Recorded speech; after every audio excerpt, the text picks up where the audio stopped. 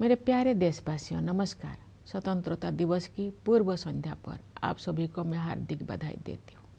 हम सभी के लिए एक गर्व की बात है कि स्वाधीनता दिवस और गणतंत्र दिवस सभी भारतीय उत्साह और उमंग के साथ मनाते हैं। ये दिवस हमें भारतीय होने के गौरव का विशेष स्मरण कराते हैं। 15 अगस्त की तारीख हमारी सामूहिक स्मृति में गहराई से अंकित है। औपनिवेशिक शासन की लंबी अवधि के दौरान देशवासियों की अनेक पीढ़ियों ने ये सपना देखा था कि एक दिन देश स्वाधीन होगा। देश के हर हिस्से में रहने वाले पुरुष और महिलाएं, बूढ़े और जवान विदेशी शासन की बेड़ियों को तोड़ फेंकने के लिए व्याकुल थे।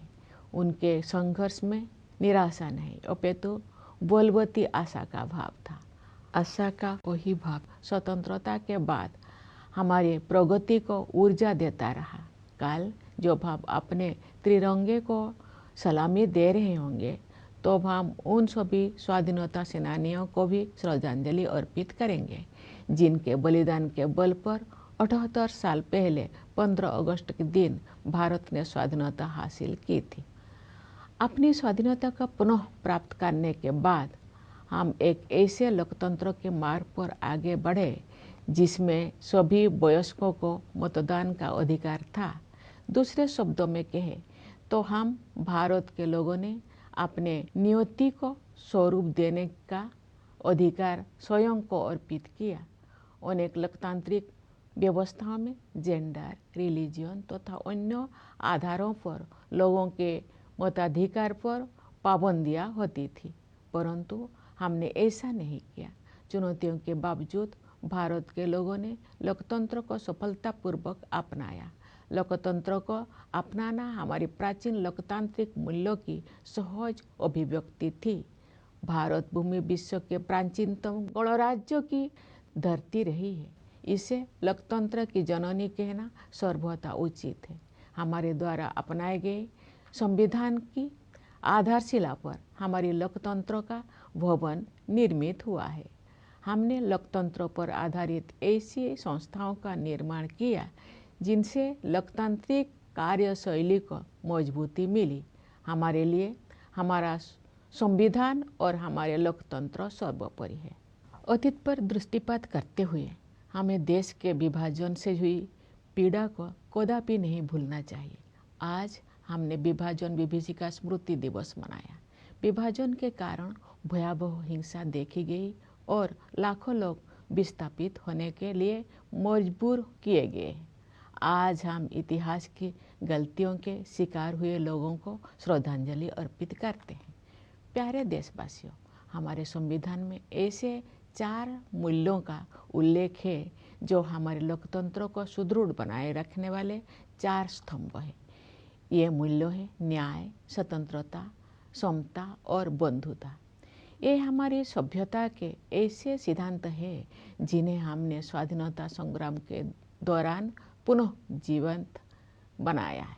मेरा मानना है कि इन सभी मूल्यों के मूल में व्यक्ति की गरिमा की अवधारणा विद्यमान है। प्रत्येक व्यक्ति समान है और सभी को ये अधिकार है कि उनके साथ गरिमापूर्ण व्यवहार हो। स्वास्थ्य सेवाओं और शिक्षा सुविधाओं तक सभी की समान पहुंच होने चाहिए। सभी को समान अवसर मिलने चाहिए। जो लोग पारंपरिक व्यवस्था के कारण वंचित रह गए थे, उन्हें मदद की जरूरत थी। इन सिद्धांतों को सर्वोपरि रखते हुए हमने 1947 में एक नई यात्रा शुरू की। विदेशी हुकूमत की लंबी अवधि के बाद स्वाधीनता के समय भारत घोर गरीबी से जूझ रहा था, लेकिन तब से अब तक के 78 वर्षों में हमने सभी क्षेत्रों में असाधारण प्रगति की है। भारत ने आत्मनिर्भर राष्ट्र बनने के मार्ग पर काफी दूरी तय कर ली है और प्रबल आत्मविश्वास के साथ आगे बढ़ता जा रहा है। आर्थिक क्षेत्र में हमारी उपलब्धियां साफ साफ देखी जा सकती है। पिछले वित्त वर्ष में 6.5% की सकल घरेलू उत्पाद वृद्धि दर के साथ भारत दुनिया की प्रमुख अर्थव्यवस्था में सबसे तेजी से बढ़ने वाले देश है। वैश्विक अर्थव्यवस्था में व्याप्त समस्याओं के बावजूद घरेलू मांग में तेजी से वृद्धि हो रही है। मुद्रास्फीति पर नियंत्रण बना हुआ है, निर्यात बढ़ रहा है। सभी प्रमुख संकेतक अर्थव्यवस्था की मजबूत स्थिति को दर्शा रहे हैं।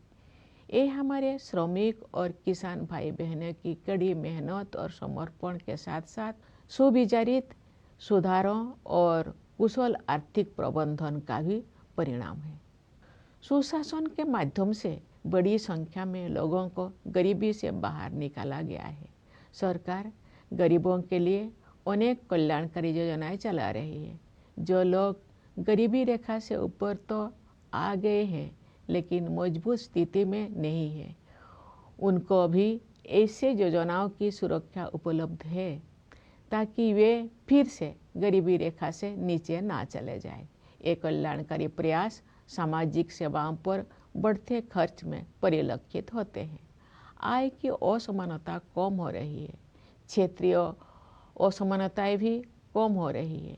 जो राज्यों और क्षेत्र पहले कमजोर आर्थिक प्रदर्शन के लिए जाने जाते थे, वे अब अपनी वास्तविक क्षमता प्रदर्शित कर रहे हैं और अग्रणी राज्य के साथ बराबरी करने की दिशा में आगे बढ़ रहे हैं।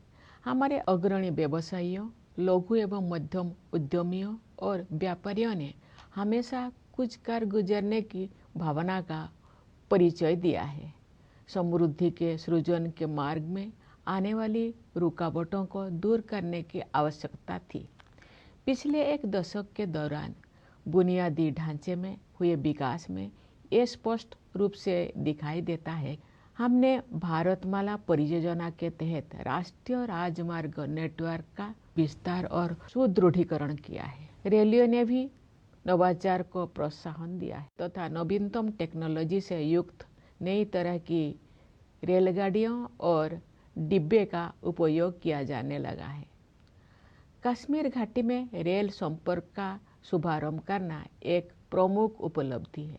शेष भारत के साथ घाटी का रेल संपर्क उस क्षेत्र में व्यापार और पर्यटन को बढ़ावा देगा और नई आर्थिक संभावनाओं के द्वार खोलेगा। कश्मीर में इंजीनियरिंग के ये असाधारण उपलब्धि हमारे देश के लिए एक ऐतिहासिक माइलस्टोन है। देश में शहरीकरण तेज गति से हो रहा है, इसलिए शहरों की स्थिति सुधारने पर सरकार विशेष ध्यान दे रही है। शहरी परिवहन के प्रमुख क्षेत्रों पर विशेष ध्यान देते हुए सरकार ने मेट्रो रेल सुविधाओं का विस्तार किया है। पिछले एक दशक के दौरान मेट्रो रेल सेवा की सुविधा से युक्त शहरों की संख्या कई गुना बढ़ गई है। शहरों के कायाकल्प और शहरी परिवर्तन के लिए अटल मिशन यानी अमृत ने ये सुनिश्चित किया है कि अधिक से अधिक घरों में नल से पानी की भरोसेमंद आपूर्ति हो और स्टोरेज कनेक्शन सुविधा उपलब्ध हो। सरकार ये मानती है कि जीवन की बुनियादी सुविधाओं पर नागरिकों का हक बनता है। जल जीवन मिशन के तहत ग्रामीण घरों में नल से जल पहुंचाने में प्रगति हो रही है। अपने तरह के विश्व की सबसे बड़ी स्वास्थ्य सेवा योजना आयुष्मान भारत के अंतर्गत विभिन्न कदम उठाए गए हैं। उन प्रयासों के परिणाम स्वरूप स्वास्थ्य सेवा के क्षेत्र में हम क्रांतिकारी बदलाव देख रहे हैं। इस योजना के तहत अब तक 55 करोड़ से अधिक लोगों को सुरक्षा कवच प्रदान किया जा चुका है। सरकार ने 70 वर्ष और उससे अधिक आयु के सभी वरिष्ठ नागरिकों को इस योजना की सुविधा उपलब्ध करा दी है, चाहे उनकी आय कितना भी हो। स्वास्थ्य सेवाओं तक पहुंच से जुड़ी असमानताएं दूर होने से गरीब और निम्न मध्यम वर्गों के लोगों को भी सर्वोत्तम संभव स्वास्थ्य सेवाएं उपलब्ध हो रही है। इस डिजिटल युग में ये स्वाभाविक है कि भारत में सबसे अधिक प्रगति सूचना प्रौद्योगिकी क्षेत्र में हुई है। लगभग सभी गांव में 4G मोबाइल कनेक्टिविटी उपलब्ध है। शेष कुछ हजार गांव में भी ये सुविधा शीघ्र ही पहुंचा दी जाएगी। इससे डिजिटल भुगतान तकनीकी को बड़े पैमाने पर अपनाना संभव हो पाया है। डिजिटल भुगतान के क्षेत्र में भारत कम समय में ही विश्व का अग्रणी देश बन गया है। इससे डायरेक्ट बेनिफिट ट्रांसफ़र को भी बढ़ावा मिला है तथा लक्षित लाभार्थियों तक कल्याणकारी भुगतान बिना किसी रुकावट और लीकेज के पहुंचना सुनिश्चित हो रहा है। दुनिया में होने वाले कुल डिजिटल लेन देन में से आधे से अधिक लेन देन भारत में होते हैं। ऐसे बदलाव से एक गतिमान डिजिटल अर्थव्यवस्था का निर्माण किया गया है, जिसका योगदान देश के सकल घरेलू उत्पाद में साल दर साल बढ़ रहा है। आर्टिफिशियल इंटेलिजेंस टेक्नोलॉजिकल एडवांसमेंट का अगला चरण है जो हमारे जीवन में अपना स्थान बना चुका है। सरकार ने देश के एआई क्षमताओं को मजबूत करने के लिए इंडिया एआई मिशन शुरू किया है। इस मिशन के तहत ऐसे मॉडल विकसित किए जाएंगे जो भारत की विशिष्ट आवश्यकताओं को पूरा करेंगे। हमारी आकांक्षा है कि वर्ष 2047 तक भारत एक ग्लोबल एआई हब बन जाए। इस दिशा में सामान्य लोगों के लिए तकनीकी प्रगति का सर्वोत्तम उपयोग और प्रशासन व्यवस्था में सुधार करके उनके जीवन को बेहतर बनाने पर विशेष ध्यान दिया जाएगा। जनसामान्य के जीवन को बेहतर बनाने के लिए कारोबार को आसान बनाने के साथ साथ जीवन को आसान बनाने पर भी समान बल दिया जा रहा है। विकास तभी सार्थक होता है जब हाशिए पर के लोगों तक सहायता पहुँचे और उनके लिए नए अवसर उपलब्ध हो। इसके अलावा हम हर संभव क्षेत्रों में अपनी आत्मनिर्भरता बढ़ा रहे हैं। इससे हमारा आत्मविश्वास बढ़ा है और विकसित भारत बनने की हमारी यात्रा की रफ्तार तेज हुई है। पिछले सप्ताह 7 अगस्त को देश में राष्ट्रीय हथकरघा दिवस मनाया गया। इस दिवस को मनाने का उद्देश्य हमारे बुनकरों और उनके उत्पादों का सम्मान करना है। हमारे स्वाधीनता संग्राम के दौरान 1905 में शुरू किए गए स्वदेशी आंदोलन की स्मृति में वर्ष 2015 से ये दिवस हर साल मनाया जाता है। महात्मा गांधी ने भारतीय कारीगरों और शिल्पकारों के खून पसीनों से निर्मित और उनके अतुलनीय कौशल से युक्त उत्पादों को बढ़ावा देने के लिए स्वदेशी की भावना को और मजबूत किया था। स्वदेशी का विचार मेक इन इंडिया और आत्मनिर्भर भारत अभियान जैसे राष्ट्रीय प्रयासों को प्रेरित करता रहा है। हम सबको ये संकल्प लेना है कि हम अपने देश में बने उत्पादों को खरीदेंगे और उनका उपयोग करेंगे। प्यारे देशवासियों, सामाजिक क्षेत्र में किए गए प्रयासों से संवर्धित समग्र आर्थिक विकास के बल पर भारत 2047 तक एक विकसित अर्थव्यवस्था बनने के मार्ग पर अग्रसर है। मैं समझती हूँ कि अमृत काल के इस दौर में आगे बढ़ते जाने की राष्ट्रीय यात्रा में सभी देशवासी यथाशक्ति अपना सर्वाधिक योगदान देंगे। मेरा मानना है कि समाज के 3 ऐसे वर्ग है जो हमें प्रगति के इस मार्ग पर आगे बढ़ाएंगे। ये 3 वर्ग है हमारे युवा, महिलाएं और वे समुदाय जो लंबे समय से हाशिए पर रहे हैं। अंततः हमारे युवाओं को अपने सपनों को साकार करने के लिए अनुकूल परिस्थितियां मिल गई है। राष्ट्रीय शिक्षा नीति के माध्यम से दूरगामी बदलाव किए गए हैं। शिक्षा को जीवन मूल्य से तथा कौशल को परंपरा के साथ जोड़ा गया है। रोजगार के अवसर तेजी से बढ़ रहे हैं। उद्यमिता की आकांक्षा रखने वाले लोगों के लिए सरकार ने सर्वाधिक अनुकूल वातावरण उपलब्ध कराए हैं। युवा प्रतिभाओं की ऊर्जा से शक्ति प्राप्त करके हमारे आंतरिक कार्यक्रम का अभूतपूर्व विस्तार हुआ है। मुझे विश्वास है कि शुभांशु शुक्ला की इंटरनेशनल स्पेस स्टेशन की यात्रा ने एक पूरी पीढ़ी को ऊंचे सपने देखने की प्रेरणा दी है।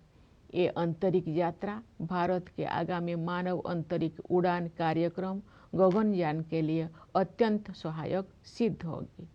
नए आत्मविश्वास से भरपूर हमारे युवा खेल जगत में अपनी पहचान बना रहे हैं। उदाहरण के लिए शतरंज में आप भारत के युवाओं का जैसा वर्चस्व है वैसा पहले कभी नहीं था। राष्ट्रीय खेल नीति 2025 में निहित विजन के अनुरूप हम ऐसे आमूल बदलाव की परिकल्पना कर रहे हैं जिसके बल पर भारत एक वैश्विक खेल महाशक्ति के रूप में उभरेगा। हमारी बेटियां हमारे गौरव हैं। वे प्रतिरक्षा और सुरक्षा सहित हर क्षेत्र में अवरोधों को पार करके आगे बढ़ रहे हैं। खेलकूद को उत्कृष्टता, सशक्तिकरण और क्षमताओं का महत्वपूर्ण संकेतक माना जाता है। विश्व शतरंज चैंपियनशिप के लिए फीडे महिला विश्व कप का फाइनल मैच 19 वर्षों के भारत की एक बेटी और 38 वर्षों की एक भारतीय महिला के बीच खेला गया।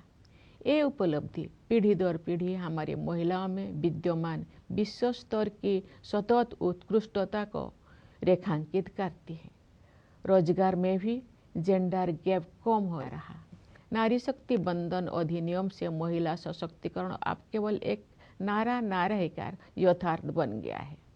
हमारे समाज का एक बड़ा हिस्सा अनुसूचित जाति, अनुसूचित जनजाति, पिछड़ा वर्ग और अन्य समुदायों के लोगों का है। इन समुदायों के लोग अब हाशिए पर होने का टैग हटा रहे हैं।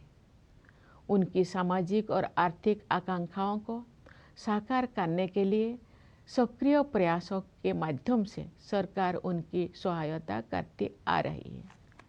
अपनी वास्तविक क्षमता को हासिल करने की दिशा में भारत अब और अधिक तेज गति से आगे बढ़ रहा है। हमारे सुधारों और नीतियों से विकास का एक प्रभावी मंच तैयार हुआ है। इस तैयारी के बल पर मैं एक ऐसे उज्जवल भविष्य को देख पा रही हूँ जहाँ हम सब अपनी सामूहिक समृद्धि और खुशहाली में उत्साहपूर्वक योगदान दे रहे होंगे। उस भविष्य की ओर हम भ्रष्टाचार के प्रति जीरो टॉलरेंस रखते हुए अनवरत सुशासन के साथ आगे बढ़ रहे हैं। इस संदर्भ में मुझे महात्मा गांधी की एक महत्वपूर्ण बात याद आ रही है। गांधी जी ने बताया था और मैं दोहराती हूँ, भ्रष्टाचार और दंभ लोकतंत्र के अनिवार्य परिणाम नहीं होने चाहिए। हम सब ये संकल्प ले कि गांधी जी के इस आदर्श को कार्य रूप देंगे और भ्रष्टाचार को समूल नष्ट करेंगे। प्यारे देशवासियों, इस वर्ष हमें आतंकवाद का दंश झेलना पड़ा। कश्मीर घूमने गए निर्दोष नागरिकों की हत्या कायरतापूर्ण और नितांत अमानवीय थी। इसका जवाब भारत ने फौलादी संकल्प के साथ निर्णायक तरीके से दिया। ऑपरेशन सिंदूर ने ये दिखा दिया कि जब राष्ट्र की सुरक्षा का प्रश्न सामने आता है तब हमारे सशस्त्र बल किसी भी स्थिति का सामना करने के लिए पूरी तरह सक्षम सिद्ध होते हैं। रणनीतिक स्पष्टता और तकनीकी दक्षता के साथ हमारी सेना ने सीमा पार के आतंकवादी ठिकानों को नष्ट कर दिया। मेरा विश्वास है कि ऑपरेशन सिंदूर आतंकवाद के विरुद्ध मानवता की लड़ाई में एक मिसाल के तौर पर इतिहास में दर्ज होगा। हमारी एकता ही हमारी जवाबी कार्रवाई की सबसे बड़ी विशेषता थी। यही एकता उन सभी तत्वों के लिए सबसे करारा जवाब भी है जो हमें विभाजित देखना चाहते हैं। भारत के दृष्टिकोण को स्पष्ट करने के लिए विभिन्न देशों में गए संसद सदस्यों के बहुदलीय प्रतिनिधि मंडलों में भी हमारी यही एकता दिखाई दी। विश्व समुदाय ने भारत की इस नीति का संज्ञान लिया है कि हम आक्रमणकारी तो नहीं बनेंगे, लेकिन अपने नागरिकों की रक्षा के लिए जवाबी कार्रवाई करने में तनिक भी संकोच नहीं करेंगे। ऑपरेशन सिंदूर प्रतिरक्षा के क्षेत्र में आत्मनिर्भर भारत मिशन की परीक्षा का भी अवसर था। अब ये सिद्ध हो गया है कि हम सही रास्ते पर हैं। हमारा स्वदेशी विनिर्माण उस निर्णायक स्तर पर पहुंच गया है जहां हम अपनी बहुत सी सुरक्षा आवश्यकताओं को पूरा करने में भी आत्मनिर्भर बन गए हैं। ये उपलब्धियाँ स्वाधीन भारत के रक्षा इतिहास में एक नए अध्याय का सूत्रपात है। प्यारे देशवासियों, इस अवसर पर मैं आप सभी से ये आग्रह करना चाहती हूँ कि पर्यावरण की रक्षा के लिए आप सब हर संभव प्रयास करें। जलवायु परिवर्तन की चुनौती का सामना करने के लिए हमें अपने आप में भी कुछ परिवर्तन करने होंगे। हमें अपनी आदतें और अपनी विश्व दृष्टि में बदलाव लाना होगा। हमें अपनी धरती, नदियाँ, पहाड़ों, पेड़ पौधे और जीव जंतुओं के साथ अपने संबंधों में भी परिवर्तन करना होगा। हम सब अपने योगदान से एक ऐसे पृथ्वी छोड़कर जाएं जहां जीवन अपने नैसर्गिक रूप में फलता फूलता रहे। प्यारे देशवासियों, हमारी सीमाओं की रक्षा करने वाले सैनिकों, पुलिस तथा केंद्रीय सशस्त्र पुलिस बलों की ओर मेरा ध्यान विशेष रूप से जाता है। मैं न्यायपालिका और सिविल सर्विसेज के सदस्यों को भी अपनी शुभकामनाएं व्यक्त करती हूँ। विदेशों में स्थित भारतीय दूतावासों में कार्यरत भारतीय अधिकारियों और प्रवासी भारतीयों को भी मेरी ओर से स्वाधीनता दिवस की हार्दिक शुभकामनाएं।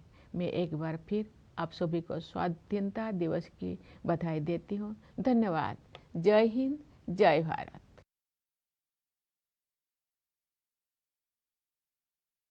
My dear fellow citizens, I extend my heartiest greetings to all of you on the eve of Independence Day. It is a matter of pride for all of us that Independence Day and Republic Day are celebrated by every Indian with zeal and enthusiasm. These are the days that specially remind us of our being proud Indians. The 15th of August is a date etched in our collective memory.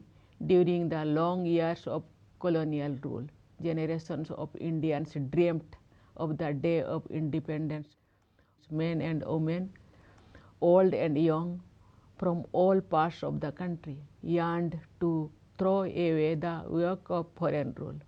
Their struggle was marked by robust optimism, which has continued to propel our progress since independence too. As we salute the tricolor tomorrow, we will also be paying homage to the memory of all freedom fighters whose sacrifices won India independence on the 15th of August 78 years ago. After regaining our freedom, we also became a democracy with universal adult franchise. In other words, we the people of India put the power to shape our destiny in the hands of each of us without any restrictions of gender, religion and other factors that had barred many people from voting in other democracies. In spite of many challenges, the people of India made a successful transition to democracy. The transition was a natural reflection of our ancient democratic ethos. India had the oldest republics in the world. It is rightly acknowledged as the mother of democracy. When we adopted the Constitution, it provided the edifice of democracy. We built democratic institutions that strengthened the practice of democracy. We prize our Constitution and our democracy above everything else. As we look back on the past, we must not forget the pain inflicted by the partition of the country. Today, we observe Vibhajan Vibhishika Smriti Divas. Terrible violence was witnessed and millions were forced to relocate due to partition. Today, we pay tributes to the victims of the follies of history. Dear fellow citizens, our Constitution contains 4 values as the 4 pillars upholding our democracy. They are justice, liberty, equality and fraternity. These are our civilizational principles that we rediscovered during the freedom struggle. At the heart of them all, I believe, is the notion of human dignity. Every human being is equal and everyone deserves to be treated with dignity. Everyone should have equal access to health care and education. Everyone should have equal opportunity. Those who had been traditionally at a disadvantage needed to be given a helping hand. Keeping these principles foremost in mind, we started a new journey in 1947. After the long years of foreign rule, India was in utter poverty at the time of independence. But in the 78 years since then, we have made extraordinary progress in all fields. India is well on the way to becoming a self-reliant nation and is moving ahead with great confidence. In the economic field, our achievements are all the more noticeable. With a GDP growth rate of 6.5% in the last fiscal, India is the fastest growing among the major economies in the world. Even amid stress in the global economy, demand at home is pacing ahead. Inflation has remained under control. Exports are rising. All key indicators show the economy in the peak of health. This is as much due to carefully calibrated reforms and sagacious economic management as due to the hard work and dedication of our workers and farmers. A large number of people have been pulled out of poverty through good governance. The government has been running a series of welfare initiatives for the poor and also for those who have risen above the poverty line but are still vulnerable, so that they do not fall below it again. This is reflected in the rising expenditure on social services. Income inequality is reducing. Regional disparities are also disappearing. The states and regions earlier known for weaker economic performance are now showing their true potential and catching up with the front runners. Our business leaders, small and medium industries and traders have always exhibited a can-do spirit. What was needed was removing the bottleneck in the path of wealth creation. That is so visible when it comes to infrastructure development over the past decade. We have expanded and strengthened the national highway network under the Bharatmala Pariyojana. The railways too have innovated, introducing new types of trains and coaches equipped with latest technologies. The inauguration of the rail link in Kashmir Valley is a major accomplishment. Rail connectivity with the valley will boost trade and tourism in the region and open new economic possibilities. This engineering marvel at Kashmir is a historic milestone for our country. The country is rapidly urbanizing, hence the government has been paying special attention to improve the conditions of the cities. Addressing the key area of urban transport, the government has expanded metro rail facilities. The number of cities with a metro rail service has gone up multifold in a decade. The Atal Mission for Rejuvenation and Urban Transformation, or AMRUT, has ensured more and more households have access to a tap with the assured supply of water and a storage connection. The government considers the basic amenities of life as rightful claims of the citizens. The Jal Jeevan Mission is making progress in providing tap water supply to rural households. In the healthcare sector, we have been witnessing a paradigm shift with a variety of initiatives under Ayushman Bharat, the largest healthcare scheme of its kind in the world. This scheme has already provided cover to more than 55 crore people.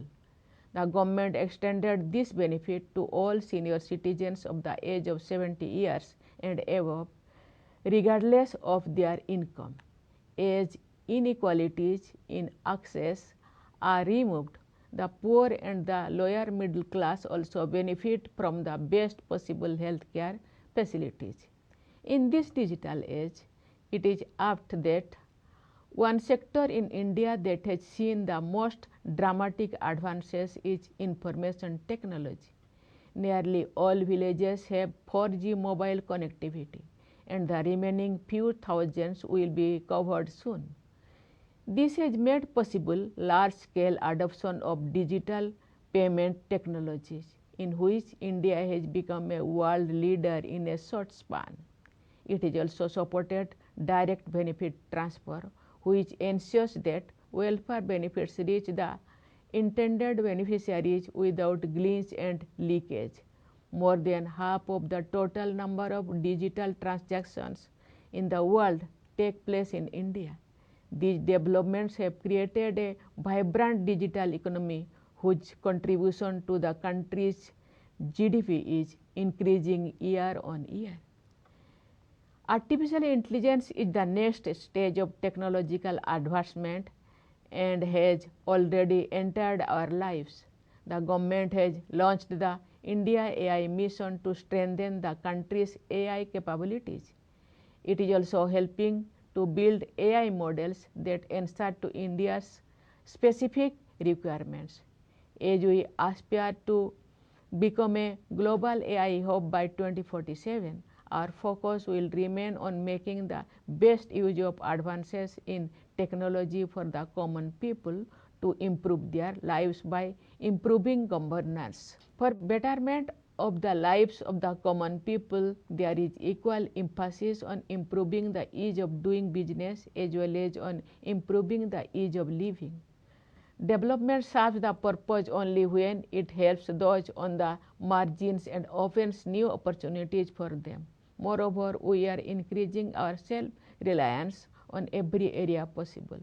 This has added to our self-confidence and increased the momentum of our journey towards becoming Viksit Bharat.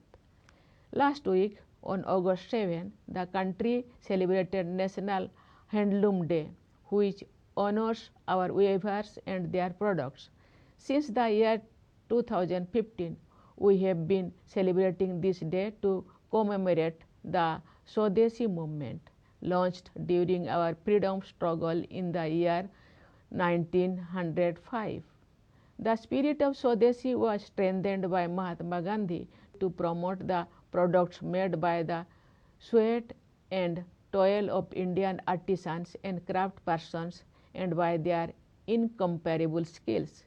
The idea of Swadeshi has been inspiring our national endeavors like Make in India initiative and Atmanirbhar Bharat Abhiyan. Let us resolve to buy and use Indian products.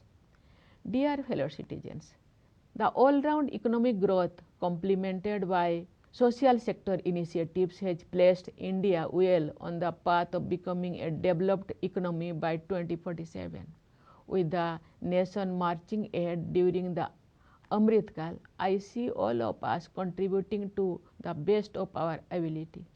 I believe there are three sections of society that will lead us on this path: youth, women, and the communities that had for long remained on the margins. Our youth have finally found the right environment for the realization of their dreams. The national education policy has brought in far-reaching changes, aligning learning with values and skills with tradition. Employment opportunities are booming. For those with entrepreneurial aspirations, the government has created the most conducive ecosystem. Fueled by young minds, our space program has witnessed unprecedented expansion. I am sure that Shubhangshu Shukla's space journey to the International Space Station has fired a whole generation to dream bigger. It will prove extremely helpful for India's upcoming human space flight program Gaganyaan. Brimming with a new confidence, our youth are making a mark in sports and games. Chess, for example, is now dominated by India's youngsters like never before. We foresee transformative changes which will establish India as a global sporting powerhouse under the vision contained in the National Sports Policy 2025. Our daughters are our pride. They are bridging barriers in every field, including in the areas of defense and security. Sports are among important indicators of excellence, empowerment, and potential. The 19 years old girl and a 38-year-old woman from India were the finalists in the FIDE Women's World Cup for Chess Championship. This underlines the sustained and globally comparable excellence across generations among our women. The gender gap in employment have also been reducing. With Nari Shakti Bandhan Adhiniyam, the empowerment of women is no longer a slogan but a reality. People belonging to a major segment of our society comprising scheduled castes, scheduled tribes, backward classes and other communities are shedding the tag of the marginalized. The government has been actively helping them to realize their social and economic aspirations with several initiatives. India is moving ahead at a faster pace towards realizing its true potential. Across our reforms and policies have created an effective platform. I can see a bright future ahead in which every one of us will be energetically contributing to the prosperity and happiness of all of us. We are moving ahead towards that future with sustained good governance and zero tolerance for corruption. Here I am reminded of an important statement by Mahatma Gandhi. He had noted, and I quote, "Corruption and hypocrisy ought not to be inevitable products of democracy." Let us pledge to realize Gandhiji's ideal and weed out corruption. Dear fellow citizens, this year we had to face the scourge of terrorism.